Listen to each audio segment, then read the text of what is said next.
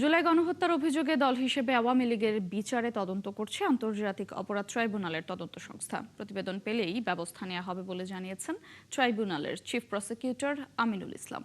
দুপুরের সংবাদ সম্মেলনে তিনি এসব তথ্য জানান। জুলাই গণহত্যায় সহযোগিতা সহ বিভিন্ন অপরাধের অভিযোগের তদন্তে প্রমাণ পেলে আইন অনুযায়ী দলটির সম্পদ বাজেয়াপ্ত করা হতে পারে বলেও জানান আন্তর্জাতিক অপরাধ ট্রাইব্যুনালের এই প্রসিকিউটর।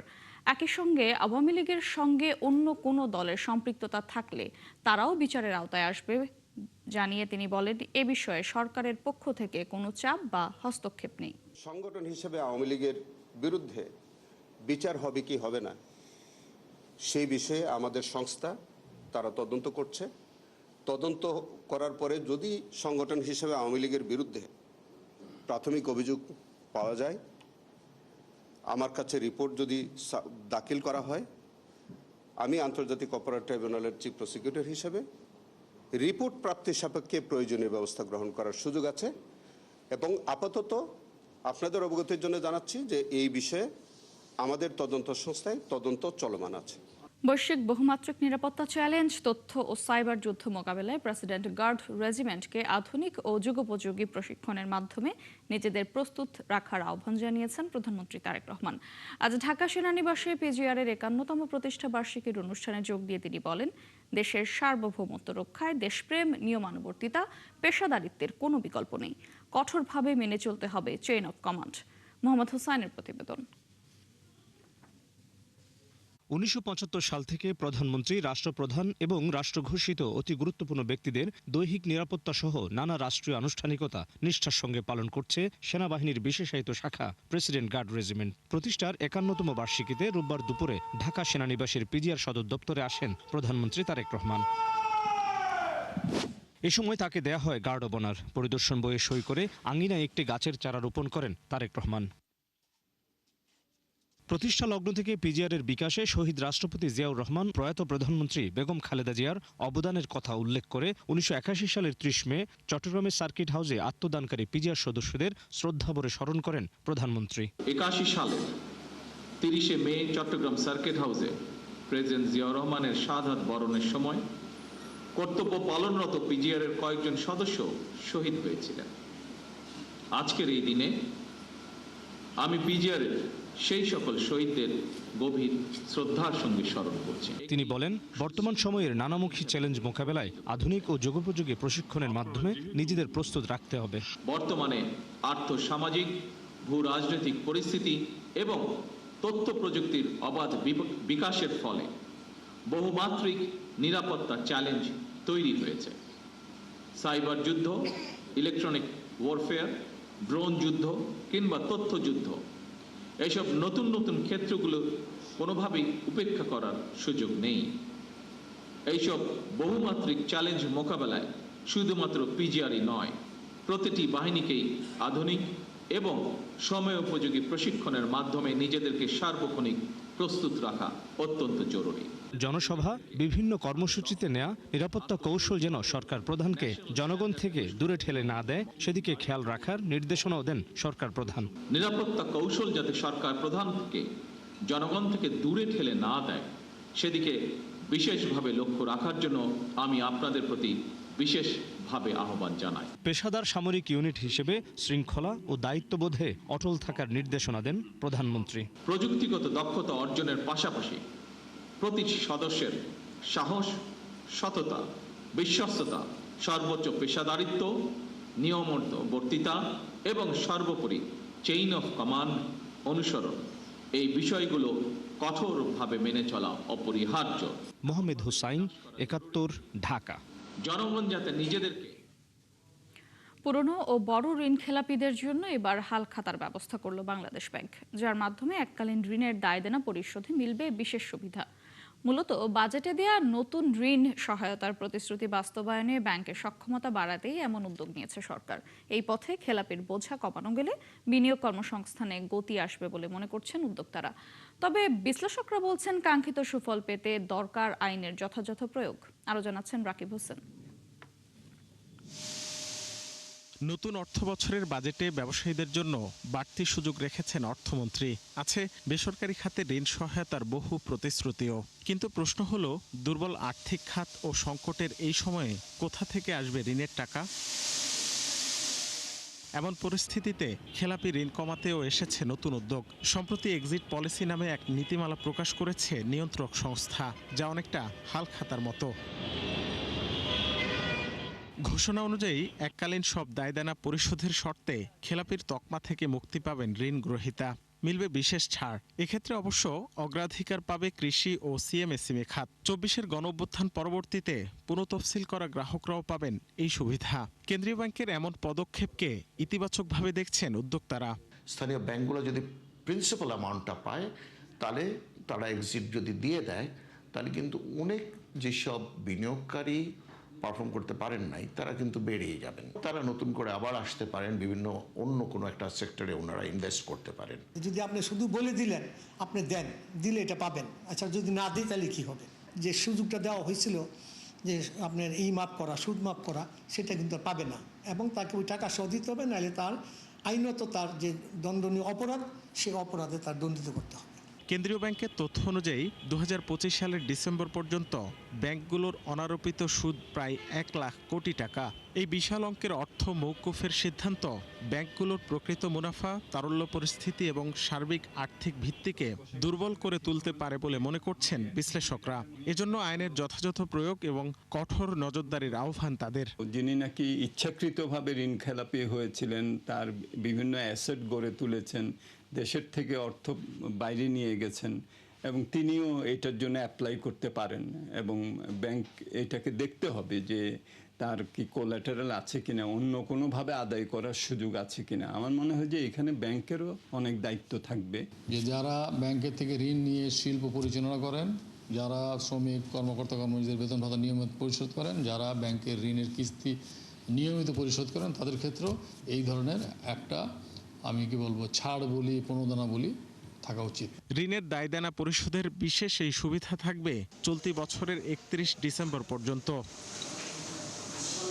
রাকিব হোসেন, ৭১, ঢাকা।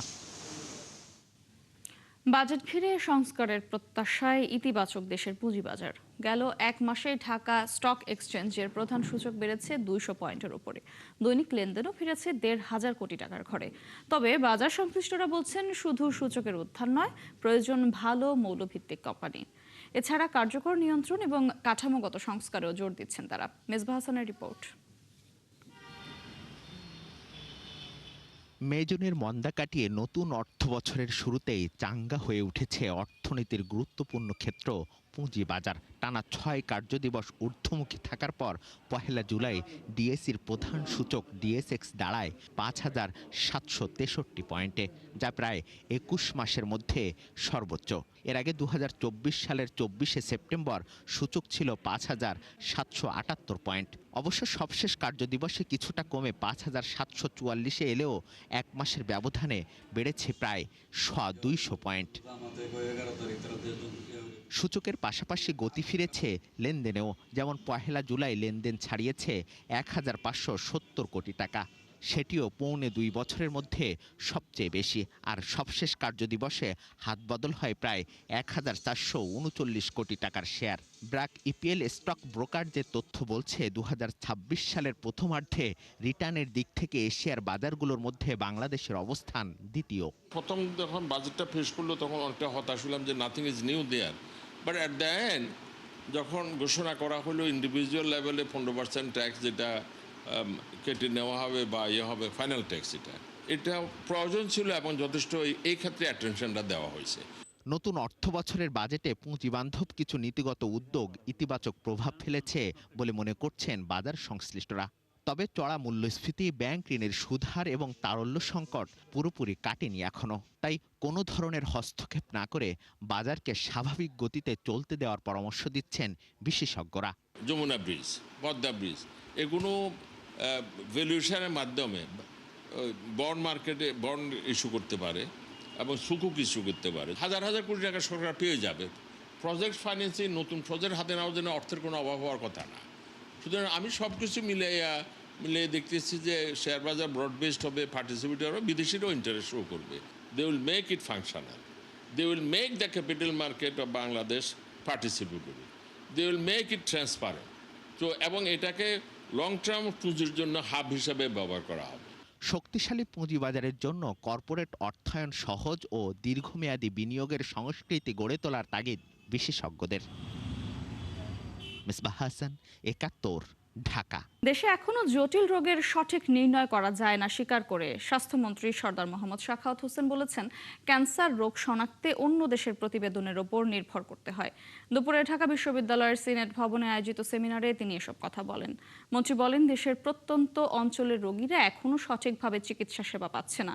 এই পরিস্থিতির উন্নতিতে এবার বাজেটে স্বাস্থ্য খাতে দ্বিগুণ বরাদ্দ রেখেছে সরকার। ডেঙ্গু ও হাম মোকাবেলায় যেসব চিকিৎসক ও নার্স নিয়োজিত রয়েছেন তাদেরকে আরও ধৈর্য নিয়ে কাজ করার নির্দেশনা দেন তিনি। আমাদের অনেক মেধাবী চিকিৎসক আছেন, কিন্তু আমরা আধুনিক প্রযুক্তির অভাবে জটিল রোগ শনাক্তে অনেক পিছিয়ে থাকছি। যেমন এখনো ক্যান্সার চিকিৎসার রোগ শনাক্তে অন্য দেশের প্রতিবেদনে সিদ্ধান্ত নিতে হয়। আপনাদের মধ্যে কেউ রোগ শনাক্ত উন্নয়নে ভালো প্রস্তাবনা নিয়ে এলে আমার সহযোগিতার দরজা খোলা থাকবে।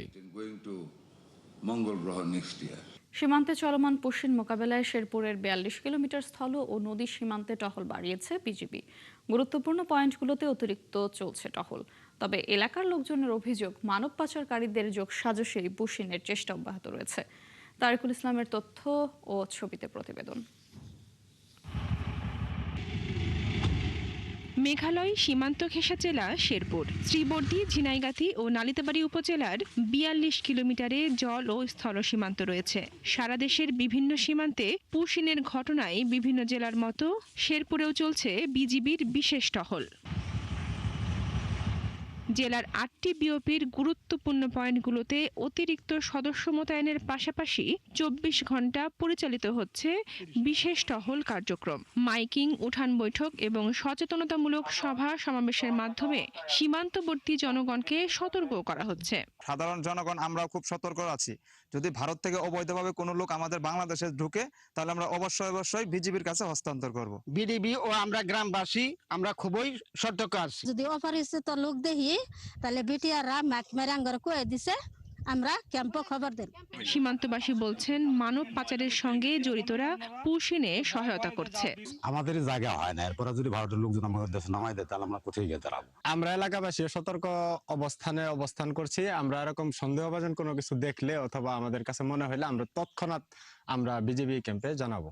এ নিয়ে বিজিবির নকশি বিওপি ক্যাম্প কমান্ডার জানান, দালালদের শনাক্তকরণ এবং সীমান্তে নজরদারি বাড়ানোর মধ্য দিয়ে গড়ে তোলা হচ্ছে নিরাপত্তা বলয়।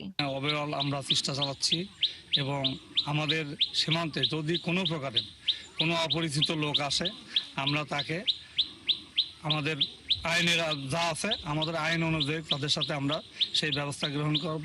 সম্প্রতি নালিতাবাড়ী উপজেলার রামচন্দ্রকুড়া সীমান্ত দিয়ে ৫ জনকে পুশিনের চেষ্টা করে বিএসএফ। সাধারণের জন্য জানানো যাচ্ছে যে বনশ্রী হালদার, ৭১। বঙ্গোপসাগরে লঘুচাপটি নিম্নচাপে পরিণত হওয়ায় উপকূল জুড়ে চলছে বৈরী আবহাওয়া। মুষলধারায় বৃষ্টি হচ্ছে বিভিন্ন এলাকায়। পায়রা সমুদ্র বন্দর ৩ নম্বর ও পটুয়াখালী নদী বন্দরকে রোববার সন্ধ্যা ৬টা পর্যন্ত ১ নম্বর সতর্ক সংকেত দেখাতে বলা হয়েছে। গভীর সমুদ্র থেকে ফিরে শত শত ট্রলার নিরাপদ আশ্রয় নিয়েছে। সহকর্মীদের পাঠানো তথ্য ছবিতে প্রতিবেদন। পটুয়াখালীর কলাপাড়ায় রোববার ভোর থেকে মুষলধারায় বৃষ্টি হচ্ছে। বৃষ্টির মধ্যে শত শত মাছ ধরার ট্রলার গভীর সমুদ্র থেকে কলাপাড়ার মৎস্যবন্দর, আলিপুর ও মহিপুরের খাপড়া ভাঙা নদীর পোতাশ্রয়ে আশ্রয় নিয়েছে। খেপুপাড়া আবহাওয়া অধিদপ্তরের কর্মকর্তারা বলেন, লঘুচাপটি সুস্পষ্ট লঘুচাপে পরিণত হওয়ায় উত্তাল হয়েছে সমুদ্র। মাঝারি বজ্রবৃষ্টির শঙ্কাও রয়েছে। কুয়াকাটা সৈকতে বড় বড় ঢেউ আছড়ে পড়ছে। ঝুঁকিতে রয়েছে জাতীয় উদ্যান সহ গোটা সৈকত এবং জালালপুর বেড়িবাঁধ। যাতায়াতের মানুষের কষ্ট, কিন্তু যাতায়াত ছেলেমেয়েরাও যাইতে পারে না, এদের কষ্ট হয়। স্কুল মাদ্রাসায় ঘুরে যাইতে পারে না, কি এটা সিদ্ধাত মাসা কামড়ায়, মানুষজন রুগী অসুস্থ লইয়া ডাক্তারখানা যাইতে কষ্ট হয়। রাস্তাঘাটে কাদা হয়, স্কুল কলেজে যাইতে কষ্ট হয়, বাজারে যাইতে কষ্ট হয়। তেমন অর্ধাপথে আমরা ফিরে এসেছি, কারণ রাস্তায় খুব কাদার অবস্থায় আমরা হাঁটতে পারছি না। পিছলে খেয়ে পাশা খেয়ে ব্যাগ খাতে সব কাদা মেখে গিয়েছে এবং পানিতে অনেক বই খাতা ছিঁড়ে গিয়েছে বা ভিজে গিয়েছে। লঘুচাপের প্রভাবে পটুয়াখালী রাঙাবালি ও পায়রা সমুদ্র বন্দর এলাকায় থেমে থেমে বৃষ্টি হচ্ছে। জোয়ারের তীব্রতায় দেখা দিয়েছে ভাঙন। পায়রা সমুদ্র বন্দরের ৩ নম্বর স্থানীয় সতর্ক সংকেত বহাল রাখা হয়েছে। একই সঙ্গে পটুয়াখালী নদী বন্দরে রোববার সন্ধ্যা ৬টা পর্যন্ত ১ নম্বর সতর্ক সংকেত দেখাতে বলা হয়েছে। ঝালকাঠিতে সকাল থেকে থেমে থেমে বৃষ্টি হচ্ছে, সেই সাথে বইছে হালকা থেকে মাঝারি ধরনের দমকা হাওয়া। সুগন্ধা, বিষখালী সহ জেলার সব নদ নদীর পানি বেড়েছে। বর্ষা চলতে আছে, ব্যবহার চলতে আছে, কোনো টিকিট নেই, কিছু নাই। আমরা তো ঘুরি ঘুরি কোনো পয়সাই পাই না।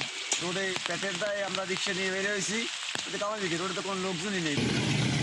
বাগেরহাটে সাগর মোহনায় দুবলার চরে দমকা বাতাস বয়ে যাচ্ছে। গুড়ি গুড়ি বৃষ্টির কারণে সাধারণ মানুষ দুর্ভোগে পড়েছে। হাসান আহমেদ, ৭১। দর্শক, চলছে সংবাদ সংযোগ, সরাসরি সংবাদ অনুষ্ঠান দেখতে চোখ রাখুন ৭১-এর ফেসবুক পেজে এবং সাবস্ক্রাইব করুন ৭১-এর ইউটিউব চ্যানেল। থাকুন ৭১-এর সাথে।